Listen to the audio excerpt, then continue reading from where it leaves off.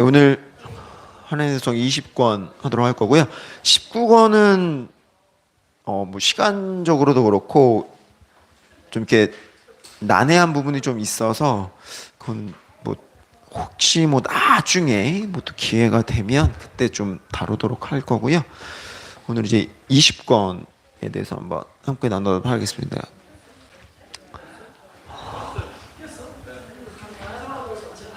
예, 오늘 이제 나눌 부분은 이제 최후 심판에 대한 부분이고요. 뭐 늘 항상 이 강의를 하면서 이제 성경 오늘 이제 설교 말씀이라고 참 많이 맞닿아 있다라고 느끼는 부분인데 뭐 오늘도 마찬가지 좀 그런 부분이 있어서 또 같이 함께 좀 설명을 드리고자 하고요. 예, 이제 심판이라는 것이 뭔가 우리가 사실 뭐 저도 그렇지만 우리가 뭐 성경을 볼 때 사실 요한계시록에 대한 부분이나 아니면 또 뭐 심판, 종말 이런 부분에 대해서 사실 약간 어떻게 보면 특히 개혁교회에서는 좀 덜 다루는 측면도 없지 않은 것 같기도 하고 뭐 그래서 감사하게도 이제 그 우리 교회에서는 목사님이 이제 특별히 그런 부분들을 많이 다뤄서 요거에 관련된 강의만도 몇 개가 있잖아요. 그래서 오늘 뭐 제가 최후 심판에 대해서 여러분들에게 막 구체적으로 설명을 드리진 않을 거고 이 하나님의 도성에 대한 부분과 함께 어우러져서 말씀을 드릴 텐데 자세한 이제 이 요한계시록이나 뭐 어떤 이 최후 심판에 대한 부분들에 대해서는 여러분들 유튜브를 꼭 목사님이 카톡에도 올리셨듯이 유튜브 좀 보시면서 여러분 공부하실 수 있도록 꼭 그렇게 하셨으면 좋겠고, 자, 이 심판이라는 부분에 있어서 아우구스티누스가 이야기하고 있는 부분의 하나는 뭐냐면 심판은 늘 있어 왔다라는 겁니다. 무슨 말이냐면 하나님의 이 심판의 날에 대해서 말할 때 우리가 보통 이제 이 심판의 날이라고 하면 이제 우리 머릿속에도 그렇고 뭐 아우구스티누스도 말을 하지만 그걸 이제 마지막 날 예수님에서 다시 오시는 그날에 대한 이야기를 하는 건데 사실 심판이라는 건 지금도 있고 이미 태초부터도 있었던 일이라는 거예요. 무슨 말이냐? 그러니까 엄청난 죄를 지었던, 그러니까 아담이 처음에 하나님께 범죄하고 나서 아담도 심판을 받았어요. 왜요? 아담이 죄로 인하여서 하나님과 함께할 수 없었기 때문에. 그래서 아담이 결국은 그 심판의 결과로 어떻게 되는 거예요? 에덴에서 쫓겨나게 되는 거죠. 그러니까 그때에서부터 계속적으로 이제 우리는 늘 심판의 그 어떤 하나님의 심판의 뭐랄까 행위 가운데 놓여 있다. 그래서 이제 베드로후서 2장 4절에서 이제 죄를 지은 천사들에 대해서 용서하지 않으신 부분도 그렇고 끊임없이 우리는 심판의 가운데 놓여 있다. 항상성으로 이렇게 놓여 있다라는 거예요. 그런데 이제 중요한 건 의문이 드는 거죠. 하나님이 늘 심판을 하시는데 왜 그러면 악인은 심판받지 않는 것처럼 보이느냐? 사실 우리는 이제 그 딜레마에 빠져 있는 거죠. 하나님이 심판을 하신다고 하는데 하나님은 늘 이 세상을 주관하신다고 하시는데 왜 악인들은 잘 사는 것처럼 보이고 선한 사람들은, 믿는 사람들은 왜 이렇게 힘들고, 오늘 목사님도 말씀하셨지만 왜 복음을 전하는 일에 있어서 우리가 힘들고 어렵고 마음에 그 짐을 가지고 있어야 하느냐라고 하는 거예요. 그러니까 뭐 여러 가지 이유가 있겠죠. 뭐 하나님께서 뭐 여러 가지 이유가 있지만 결국 사도 바울이 이야기하고 있는 바는 뭐냐면 하나님의 판단과 인도하심과 그 길을 우리는 찾을 수 없다라는 겁니다. 악인이 잘 사는 것 같아 보이고 착한 사람들이 못 사는 것 같아 보일 때도 있고 또 반대로 악인은 결국은 역사 속의 어떤 중요한 흐름 속에서 결국 그들은 인간이 생각하지 못한 방식으로 하나님의 뜻대로 그들이 이제 그 결과를 맞이하게 되기도 한다라는 겁니다. 의인들이 간헐적으로나마 승리하기도 한다라는 거예요. 그러니까 늘 언제나 악한 사람이 망하는 것도 아니고 늘 언제나 선한 사람들이 잘 사는 것도 아닌 이 세상의 모든 흘러가는 그 역사 속에서 하나님의 심판은 존재하고 있지만 하지만 하나님께서 그 심판을 이뤄가시고 만들어가시는 과정에 대해서 우리는 사실은 잘 알기가 어렵다. 그리고 특별히 한 개인의 삶 속에서는 더더욱 그렇다라는 것들 여러분들이 이해하시면 되고, 이거에 대해서 이제 뭐 잘 설명할 수 있는 방법은 그거예요. 그러니까 물에 빠진 사람이 있어요. 모든 사람이 물에 빠져 있어요. 근데 구조선이 나타났습니다. 누군가는 그 구조선의 구조를 막기 위해서 그 구조선에 올라타게 되고, 누군가는 그거에 대해서 구조받는 거에 대한 아무런 경각심이 없어서 그냥 물속에 있는 거예요. 물속에 있는 사람은 어떻게 돼요? 결국은 어느 때인가는 죽게 되죠. 예. 그러니까 무슨 말이에요? 결국은 우리 모두가 죽음의 그 자리 가운데 놓여져 있었는데, 그 죽음의 자리 가운데 놓여 있었던 우리를 위해서 구원하러 오신 분을 믿고 그 믿음으로 말미암아 믿는 자들은 구원을 얻게 된다라는 거예요. 그리고 그렇지 않은 자들은 결국은 그 죽음의 자리에 놓여 있다라는 거죠. 그게 구원이라는 거예요. 그게 여기에서부터 시작을 하셔야 됩니다. 무언가 다른 지점에서 우리가 시작했다고 생각하시면 안 돼요. 우리도 동일하게 죽은 자였다라는 사실, 그걸 잊지 마셔야 한다는 거예요. 이제 이거에 대해서 좀 더 뒤에 좀 더 구체적으로 말씀드릴 거고요. 그래서 확실성, 뭐 이게 뭐냐면, 이제 아우구스티누스도 그렇지만 성경은 구약 때부터 계속 이 얘기를 합니다. 뭐에 대한 얘기요? 결국은 마지막에 심판이 있을 거다. 네. 마지막에 결국은 하나님의 심판이 일어날 것이다라는 걸 강조합니다. 근데 여기서 말하는 심판이라고는 아까도 말씀드렸듯이 항상 하시는 심판이 아니라 최후의 심판.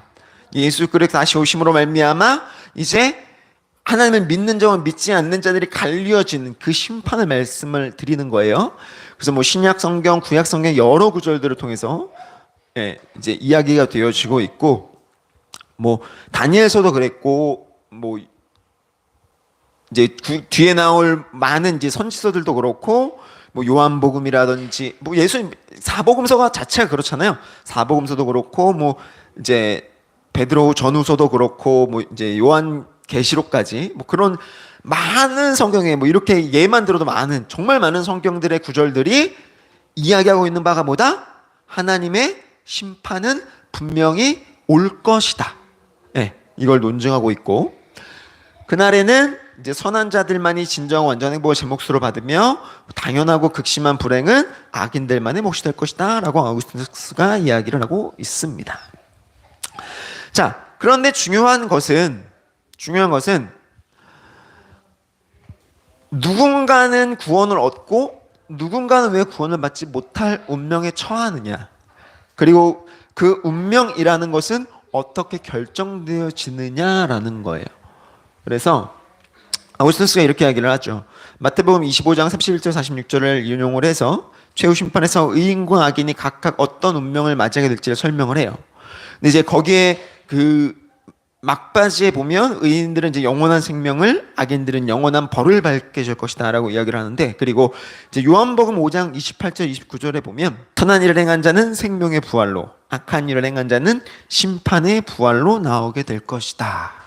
그러니까 뭐 뒤에서 또 이야기했지만 부활이라는 건 이제 예수님이 다시 오시는 그때에는 모든 사람들이 다 부활하게 됩니다. 모든 사람들이.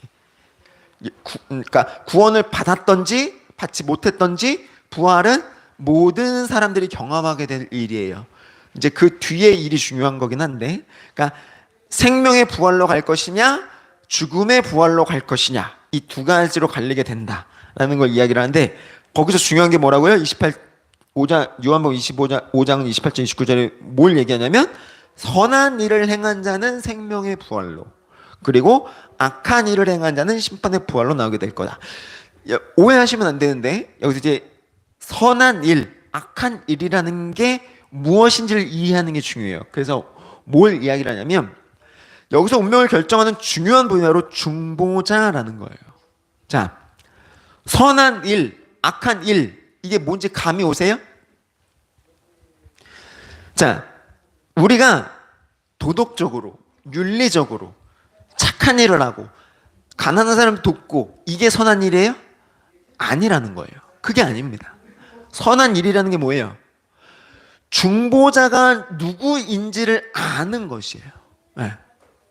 나를 구원할 이가 누구인지, 나를 구원할 이가 나를 위해서 무슨 일을 하셨는지, 내가 그를 위하여 어떤 일을 하는지를 아는 것이 선한 일이라고요.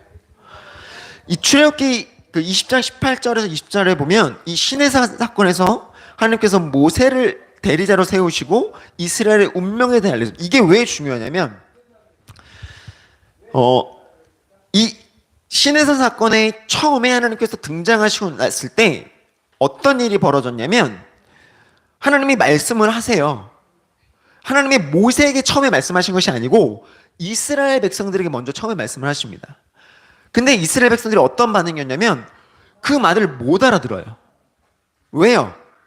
이 이스라엘 백성들이 하나님의 말씀을 들을 수가 없는 상태여서. 네.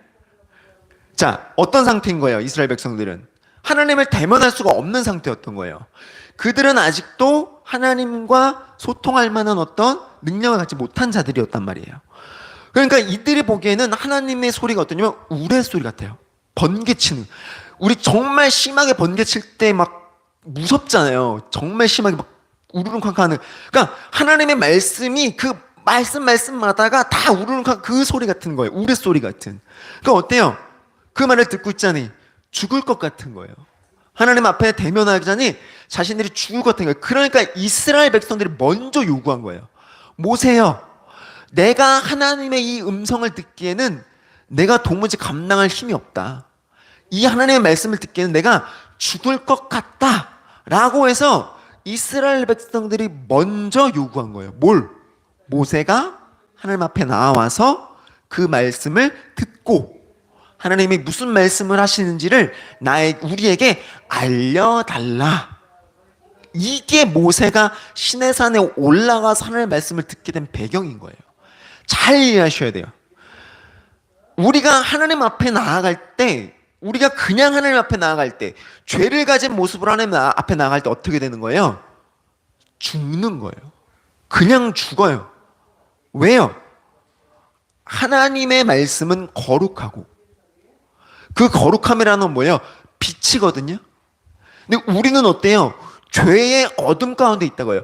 어둠을 빛이 비추면 어떻게 돼요? 자동적으로 어둠이 몰아지게 되잖아요. 무슨 빛이 딱 맡아서 어둠 물러가 이렇게 해서 물러가는 게 아니잖아요. 빛이 비치면 자동 반사적으로 어둠이라는 게 사라진다고요. 그거예요. 그러니까 우리가 하나님 앞에 섰을 때 그 하나님의 그 생명의 거룩함이 우리에게 비치게 되면 우리가 어떻게 되냐면 죽는 거예요. 왜요?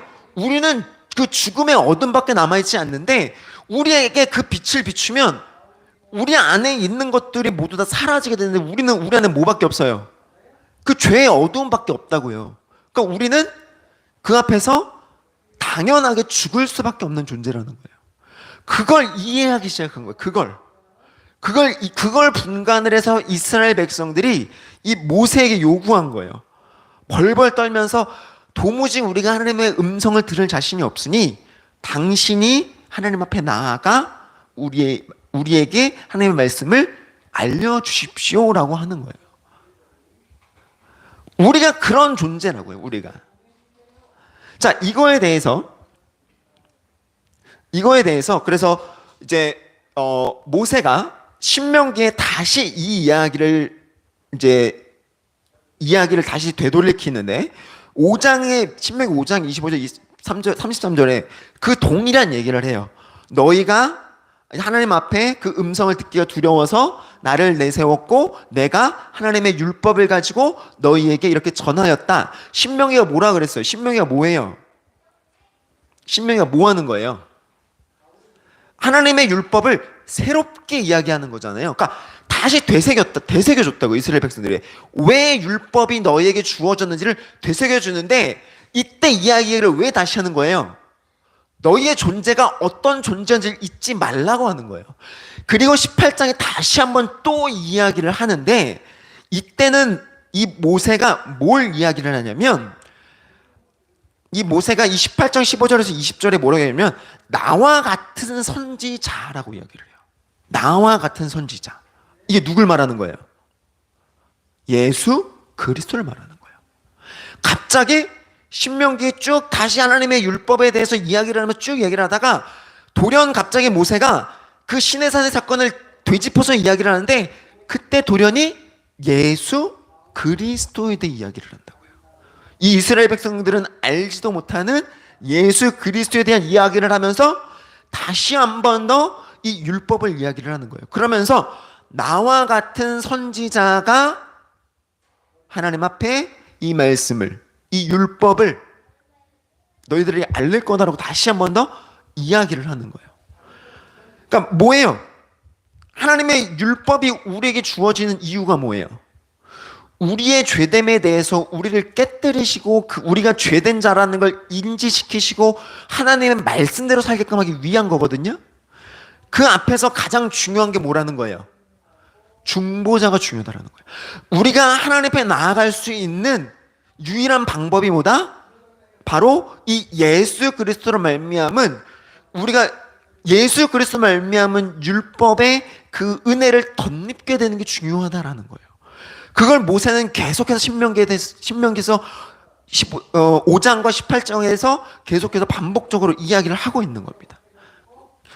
그러니까 하나님께서는 거룩하신 분이기 때문에 죄인을 만나면 그 죄인이 그 앞에 남아있을 수가 없단 말이야. 그러니까 우리의 존재의 결함으로 마땅히 죽어야 하는 운명을 깨뜨리시고, 누가? 예수 그리스도께서 하나님의 신적 권위와 거룩과 완전하심과 그 무한하심과 심판권을 내려놓으시고. 왜요? 그걸 갖고 오면 어떻게 돼요? 그걸 예수님이 갖고 오셨으면 어떻게 되는 거예요? 이 땅의 모든 인류가 죽는다고요. 하나님의 그 거룩하심과 그 율법의 그 권위와 그 빛으로밖에는 설명될 수 없는 그 무한하신 그 심판의 그 권능을 이 땅 가운데 그냥 그대로 갖고 오시면 어떻게 되는 거예요? 우리는 모두 죽을 수밖에 없다고요. 근데 어떻게 하신 거예요? 예수님께서 그 모든 걸 포기하시고 온전한 인간의 몸을 입고 이 땅 가운데 오셔서 뭘 하신 거예요? 우리의 중보를 하신 거예요. 중보. 중보가 그겁니다. 제발 중보 기도한다고 하지 마세요. 네, 부탁드립니다. 중보는 이게 중보예요. 여러분들의 목숨을 걸어야 되는 거예요. 그럴 수 있겠어요? 다른 사람을 위해서? 못하잖아요. 네, 그럴 수가 없는 거라고요. 중보자로서 우리에게 하나님의 거룩하심을 알리시고 구원의 길을 전달하시기 위해서 오신 겁니다. 자, 그럼 부활이 뭐냐? 자, 부활은 두 가지로 나눠집니다. 첫째 부활과 둘째 부활로 나눠집니다.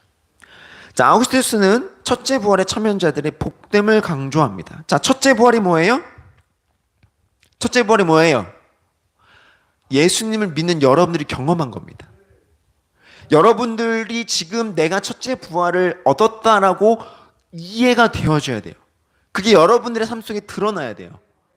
이 첫째 부활은 영적인 부활입니다. 그러니까 금생에 있어요. 금생에. 지금의 여러분들의 생에 있는 거라고요. 이걸 누리지 못하면 예수님이 다시 오셨을 때 그때의 부활은 뭐냐면 이제 죽음으로 가는 부활인 거예요. 그러니까 이 첫째 부활이라는 걸 인식하고 사는 거예요. 이해가 되세요? 믿는 사람이라는 건 내가 이 부활의 은혜를 덧입고 사는 자다. 부활이라는 게 뭐예요? 다시 살아났다라는 거잖아요. 다시 살아났다는 건 뭐예요? 옛 사람이 없다라는 뜻이에요. 이해가 되세요? 내가 옛 사람이 없는 자로 지금 살아가고 있다라는 인식이 있어야 된다고요. 그런 자들이 뭘 할 수 있는 거예요? 오늘 목사님이 말씀하신 복음을 증거할 수 있는 거라고요. 왜? 다시 살아났기 때문에 보이거든요. 저 사람이 다시 살아나야 한다라는 그 사실을 이 마음속에 보이거든요. 그 안타까움이 있거든요. 그 간절함이 생기는 거거든요. 복음을 전할 수밖에 없다고요. 어떤 상황에서도 내가 조롱받고 멸시받고 그 사람들의 그 반응으로 인해서 내가 좌절할지언정 내가 복음을 증거할 수밖에 없는 존재가 되었다는 걸 인식하는 게 이 첫째 부활이라는 거예요. 여러분 이걸 놓치시면 안 돼요. 이게 굉장히 중요한 부분입니다. 근데 둘째 사망은 뭐냐면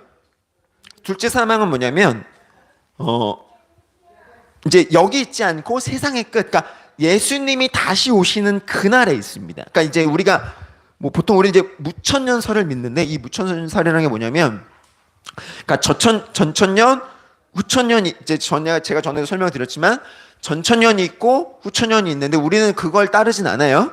우리는 보통 이제 무천년설을 따르기는 하는데, 이제 이 무천년설이라는 게 뭐예요? 예수님이 다시 오시는 그 이후에 천년 왕국은 없어요. 지금이 천년 왕국인 거예요. 지금이 예수님이 십자가에 달려 돌아가시고 나서 이제 이 신약의 교회를 세우시고 나서 승천하시는 그 이후로 우리는 이 천년 왕국이라는 걸 산다라고 생각을 하고, 그리고 나서 그 뒤에 예수님이 다시 오시는 그 뒤로는 천년이 아니다. 그 뒤로는 이제 진짜 우리는 그냥 하나님의 나라에 들어가게 된다라고 하는 게 무천년설인데, 뭐 그건 조금 뒤에 조금 더 설명을 드릴게요. 그래서 이제 여기에서 부활이라는, 이 둘째 부활이라는 건 예수님이 오시면 아까 말씀드렸죠? 모든 사람이 부활하게 됩니다. 모든 사람이. 근데 모든 사람이 부활하는데, 이 첫째 부활을 경험한 사람과 그렇지 못한 사람의 부활의 형태가 달라요. 뭐가 다르냐면, 첫째 부활을 한 사람은 이 부활체를 가지고 어디든 갈 수 있어요. 무엇이든 할 수 있어요. 자, 어디든 갈 수 있다는 말이 뭐예요? 하나님의 보좌 우편에 갈 수 있다는 얘기예요. 근데 둘째 부활을 한 사람, 첫째 부활을 경험하지 못한 채로 둘째 부활만 경험한 사람은 영원한 무적행이 뭐예요? 지옥으로 들어가게 되는 거예요.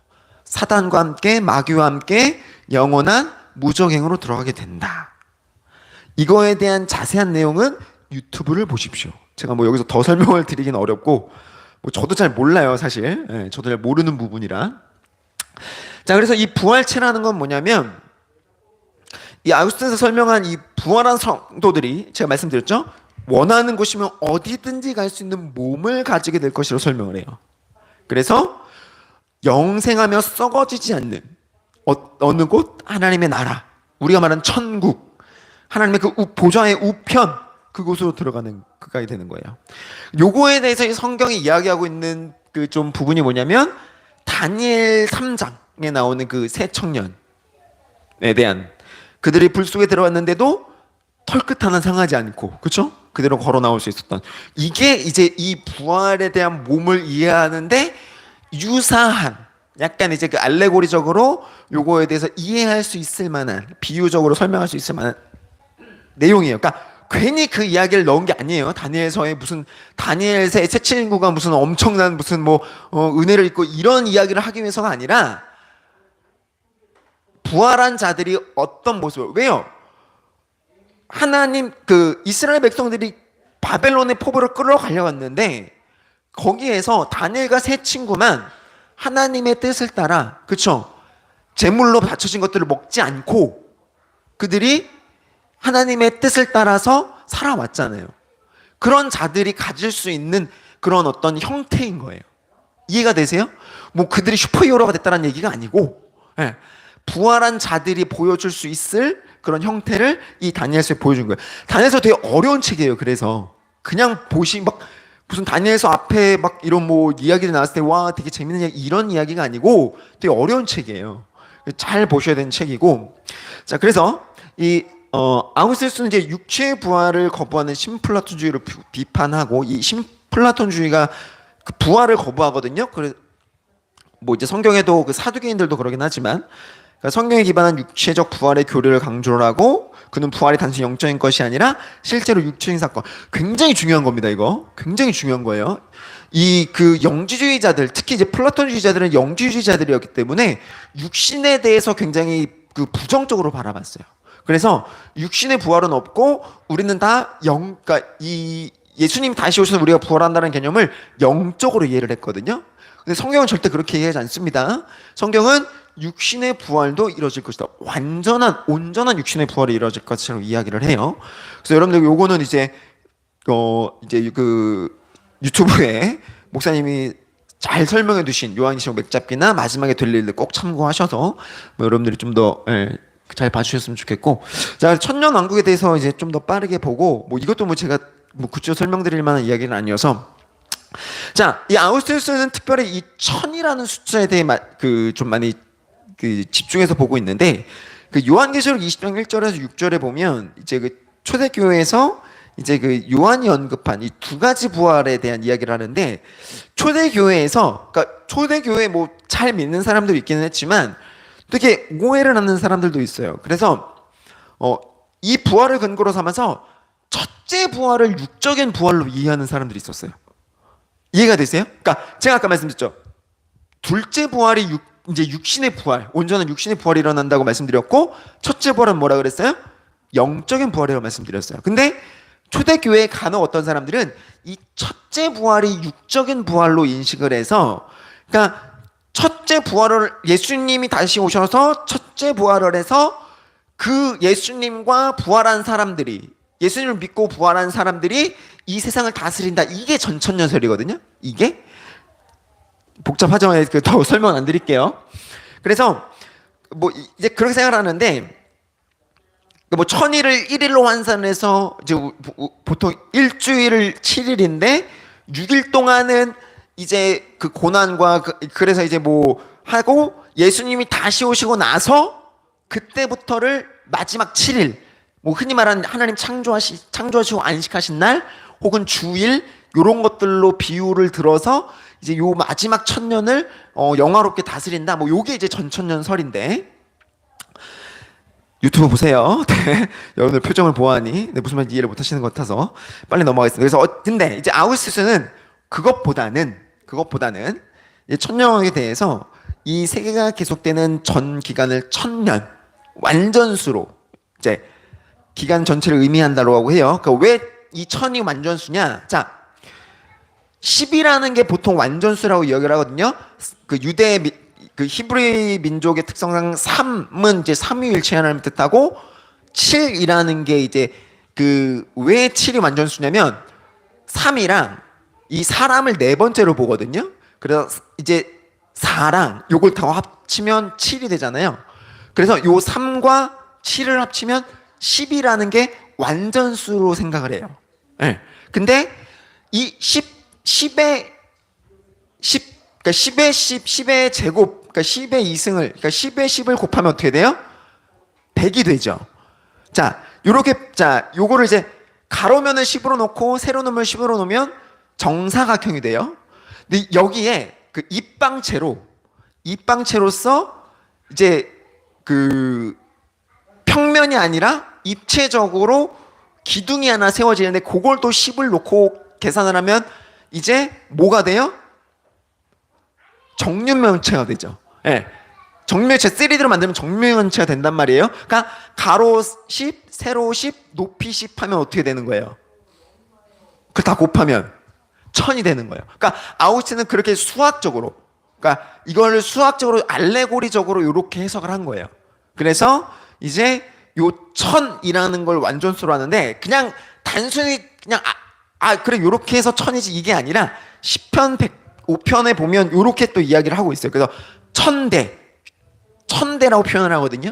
요걸 이제 완전한 모든 세대를 일컬어서 이 10편 105편에 보면 이제 천대라고 표현을 하는데, 요런 것들에 입각해서 천이라는 숫자가 완전수가 된다. 라 그래서 이제 이 천년 왕국이라는 걸 그런 의미로 해석을 해요. 아우구스티누스는. 그냥 넘어갈게요. 네. 그래서 어찌됐든 이 교회라는 게 그래서 이 천년 왕국 속에서 존재해야 되는 중요한 개념인데, 천국을 두 가지로 해석을 하는 거예요. 하나는 뭐예요?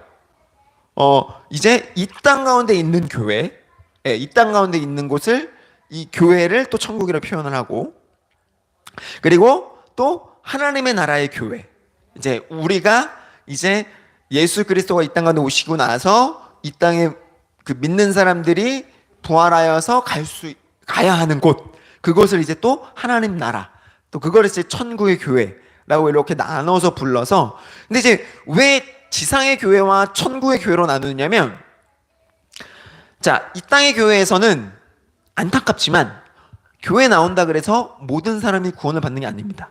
제가 뭐 벨직 신앙 고백서 때 말씀을 드렸지만, 가라지와 알곡이 나눠져 있다, 그러니까 같이 혼재되어 있다라는 거예요. 누군가는 천국에 가지 못할 수 있고 누군가는 천국에 가게 된다라는 겁니다. 그래서 진짜 신자와 그렇지 않은 신자가 이곳에 함께 있게 된다. 안타깝지만 우리 모두가 하나님의 나라에 가길 원하지만 이제 그래서 그걸 나눠 놓은 거예요. 이거는 그냥 그런 개념이고. 그래서 요걸 왜 나눴냐면 그 요한계시록에 보면 마귀가 1000년 동안 결박되었다가 잠깐 놓인다고 표현을 해요. 이제 뭐 그 잠깐 놓일 동안에 뭐 굉장히 많은 일들이 일어나죠. 뭐 적그리스도가 나오고 뭐하고 막 그런 일들이 나오는데 이제 결국은 그 속에 그 시간 동안에 교회는 무엇을 해야 하는가라고 했을 때 이제 그때의 교회가 해야 될 일이 바로 이 지상에 있는 교회들이 감당해야 될 그 일들, 그 교회 안에 있는 사람들이 해야 될 일들과 그 자리에 대한 것들이라는 거예요. 그래서 이제 그것들에 대해서 이제 그 표현을 하는데 중요한 건 뭐냐면 이미 죽은 사람들에 대한 영혼도 분리되지 않고 어떤 사람들? 경건한 사람들, 하나님을 믿고 죽은 사람들도 분리되지 않고 이 교회 안에 함께 있다라는 것들을 표현하는 것이고, 그래서 이제 확정된 승리라 그래서 그러니까 결국은 최후의 심판을 이 요한계시록이 기록하고 있는 이유가 뭐예요? 이유가 뭐예요? 결국은 하나님이 승리하신다라는 거예요. 그러니까 뭐 그 안에 뭐 여러 가지 일들이 있을 수 있고 뭐 여러 가지 환란이 있을 수 있고 교회가 겪어야 되는 많은 일들이 있을 수 있지만 그럼에도 불구하고 요한계시록이 우리에게 이야기하고자 하는 바는 뭐예요? 하나님은 승리하셨고 그 승리하심이 결국은 완성될 것이다라는 걸 이야기하고 있는 겁니다. 그러니까 우리가 받은 선물들이 뭐냐면 구원이라는 선물을 받았는데 늘상 말씀드리지만 구원이라는 선물이 뭐예요? 여러분들의 능력으로 받은 거예요? 아니라는 거예요. 구원은 오직 예수 그리스도께서 우리를 대신하여서 이 땅 가운데 중보자로 오시어 그 십자가의 보혈로 우리에게 덧입히신 은혜라는 거예요. 그 선물이라는 게. 그러니까 우리가 한 일에 대한 보상을 받는 개념이 아니라는 겁니다. 그러니까 자꾸만 이 요한계시록을 보면서 그 이단들이 발생하게 되는 이유가 뭐냐면 내가 그 안에서 무언가를 하기를 원하기 때문인 거예요. 사이비가 왜 생기냐면 이 종말의 때에 내가 무언가 나의 어떤 공로가 있기를 원하는 거예요. 내가 무언가를 해서 내가 그것으로 말미암아 구원받는 존재가 되었다라는 그 인간의 인본주의적인 사상을 거기에 끌어오는 거란 말이에요. 근데 구원이라는 게 뭐라고요? 내 의, 내 노력, 내가 가진 것, 그 모든 것 없이 그저 하나님께서 예수 그리스도를 말미암아 작정하신 그 은혜가 내게 덧입혀진 거란 말이에요. 그러니까 요한계시록을 보든 어느 성경을 보든 가장 기본적으로 깔고 있어야 되는 게 뭐냐면 내가 구원의 은혜를 덧입은 자라는 사실을 잊지 마셔야 된다는 거예요. 끊임없이 세상이 우리를 예수 그리스도를 믿는 걸 돕지 않아요. 그렇죠? 우리는 계속해서 공격받아요. 그럼에도 불구하고 우리는 뭘 붙들고 가는 거예요? 내가 구원받았고 내 받은 구원이 내 힘으로 되어진 것이 아니듯이 이 땅의 종말의 그 끝에 그 일을 하시는 분도 누구시다? 나를 구원하신 그 예수 그리스도 하실 것이다. 어떻게? 우리를 당신의 하나님의 우편에 앉으시기 위한 그 놀라운 은혜 가운데에 그리고 이걸 우리에게 싸우게 하지 않으신다고요. 무슨 말이에요? 이 싸움은 이미 싸우기 전부터 승리가 결정되어 있었단 말이에요. 누구로 말미암아? 예수 그리스도로 말미암아. 우리가 그리스도인으로서 살면서 자꾸만 이 세상에 위축되어지는 것들, 돈을 벌지 못하고 내가 무언가 잘 되는 것 같지 않아 보이고, 그쵸? 힘들고 아프고 좌절하고 넘어지는, 그래서 자꾸만 내가 세상 속에서 무언가 공격받는 것 같고 세상에서 위축받는 것 같아 보이는 그런 수동적이고 소극적이고 부정적인 측면에서 신앙을 보는 것이 아니라 이미 하나님께서는 태초부터, 그쵸? 사단을 깨뜨려 이기시고 그 죽음의 권세를 깨뜨리셔서 예수 그리스도로 완성하신 그 부활의 은혜를, 그 부활의 승리를 우리에게 덧입히셨다라는 사실을, 종국에는 우리가 그 은혜를 덧입어 하나님의 우편에 가게 될 자라는 그 사실을 잊지 마시고, 사단이 결박되어 쫓겨난다라는 그 놀라운 승리를 가진 자들이라는 사실을 여러분들 붙드시고 여러분들 신앙을 하시라는 거예요. 힘들죠? 지치죠? 어렵죠? 늘상 갈등과 고민과 번민 가운데 우리가 놓여 있지만, 그럼에도 불구하고 그 모든 갈등과 자책과 죄책 그 끝에 서 있는 분이 누구이시다? 예수 그리스도이시다 라는 사실을 잊지 마시고, 결국은 하나님께서 이 모든 싸움을 싸워 이기셨기에 우리도 그 하나님의 예수 그리스도의 속에 감추어져서 그 승리의 자리로 붙들림 바 되는 그런 여러분들이 그런 자임을, 그것이 성도임을, 그것이 그리스도이심을 잊지 마시고 여러분들의 하루하루를 승리 가운데 살아가실 수 있는 그런 여러분 되셨으면 좋겠습니다. 수고하셨습니다.